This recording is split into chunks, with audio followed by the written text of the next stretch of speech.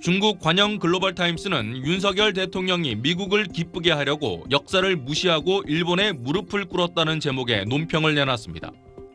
윤 대통령의 일본 관련 워싱턴포스트 인터뷰 논란과 미국 방문을 묶어 맹목적으로 미국과 일본을 따르고 있다고 비난했습니다. 특히 친미 외교는 한반도에 큰 위험을 가져올 뿐이라며 한국은 미국이 다른 나라를 공격하는 총알이 될 수 있다고 지적했습니다. 한국이 미국만 따르다 중국, 러시아와 관계가 손상될 경우 한반도 안보 정세에 도움이 안 될 거라고 경고한 겁니다. 관영 CCTV는 중국 고전 수호지에 나오는 투명장까지 거론했습니다.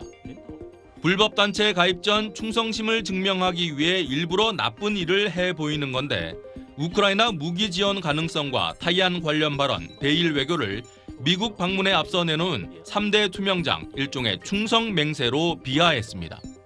尹锡悦访美投名状，涉台湾问题错误言论。 유명 국수주의 농객 후시진 황구시보 전 편집인은 미국의 노비처럼 무릎을 꿇었다 같은 막말을 쏟아냈습니다. 如果中俄朝一起搞韩国，一定能让他狼狈不堪。美国爸爸、日本叔叔帮不了他的一切。 중국 외교부는 지난주 말참견, 불장난 등 거친 표현으로 반발했던 것에 비해 한중 간 민감한 문제 처리에 소통을 유지하고 있다고 할 뿐 별다른 반응을 내놓지 않았습니다. 타이완 문제나 반도체 공급망 공조 등과 관련한 한미 정상회담 결과를 지켜본 뒤 대응 수위를 정할 걸로 보입니다. 베이징에서 SBS 정영태입니다. 노동절 연휴가 끝나고 재개된 중국 외교부 브리핑에선 한국이 또 거론됐습니다. 유엔의 북한 제재에 중국이 동참하지 않고 있다는 취지의 지난 2일 윤석열 대통령의 발언을 정면 반박한 겁니다. 중국은 국제 의무를 성실히 이행하고 있다며 오히려 미국이 북한의 합리적인 안보 우려에 응답하지 않고 있다고 주장했습니다. 我们希望有关各方能够认清半岛问题的症结，对症下药，而不是缘木求鱼。 중국 관영 매체들도 윤 대통령과 한국을 겨냥한 기사를 쏟아냈습니다. 중국이 적대 행위만 안 하면 경제 문제를 풀어나갈 수 있다는 윤 대통령의 발언에 대해 글로벌타임스는 윤 대통령의 타이완 문제 언급으로 양국 관계가 악화할 수 있다면서 위선적이라고 비판했습니다.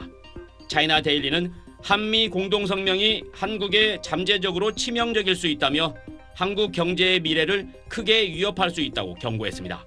그러면서 반도체 산업을 언급했습니다.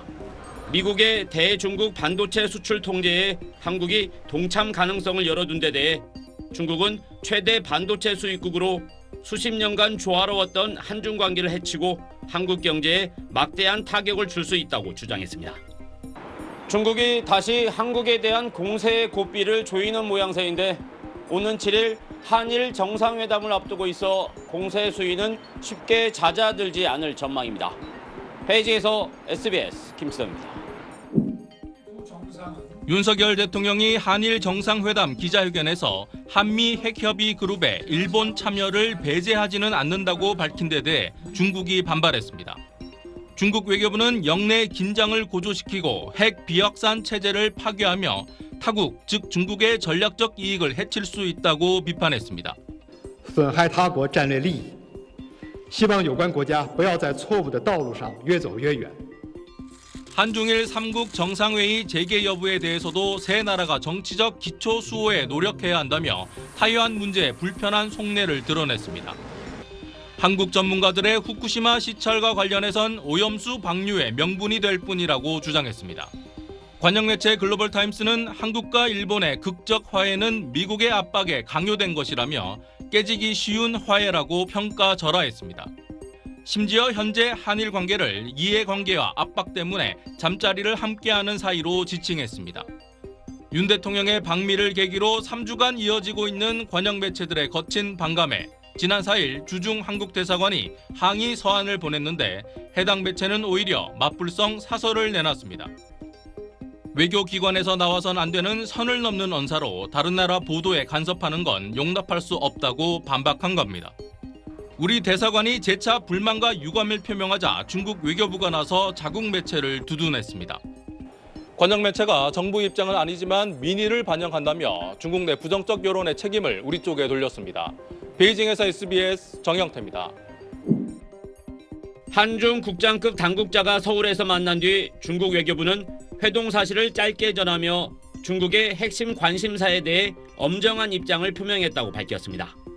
힘에 의한 현상 변경에 반대한다는 윤석열 대통령의 지난달 타이완 관련 언급과 G7 정상회의에서 한미일이 중국을 겨냥해 공조를 강화하기로 한 것 등에 항의한 것으로 보입니다. 중국의 불편한 심기는 연예계로도 번졌습니다. 중국 예능 프로그램에 출연하기 위해 베이징을 방문했던 가수 겸 배우 정용화는 촬영도 못하고 귀국했습니다. 외국인이 출연하려면 사전 승인을 받아야 하는데 출연 신청을 아직 받지 못했다며 중국 당국이 제동을 걸고 나선 겁니다. 방송업계 관계자는 통상 중국 당국과 구두 협의를 거쳐 먼저 녹화를 진행한 뒤 나중에 승인을 받았지만 이번엔 갑자기 사전 승인 절차를 문제 삼았다고 설명했습니다. 다음 달 중순 가수 현아의 음악축제 참석도 돌연 불투명해졌습니다. 행사를 20여일 앞두고 주최 측은 정해진 게 없다며 추후 공지하겠다고만 밝혔습니다. 포털 사이트 네이버도 중국 내 접속이 차단됐습니다. 중국은 사드 사태 이후인 지난 2018년 일부 네이버 서비스 접속을 막았는데 검색과 메일까지 차단된 건 처음입니다. 관련 보도에 대해서는 인지하고 있습니다. 이 건에 대해서는 유관 기관과 함께 확인 중에 있습니다. 한중 관계 냉기류가 G7 정상회의를 거치면서 다방면으로 더욱 확산하는 양상입니다. 베이징에서 SBS 김치현입니다.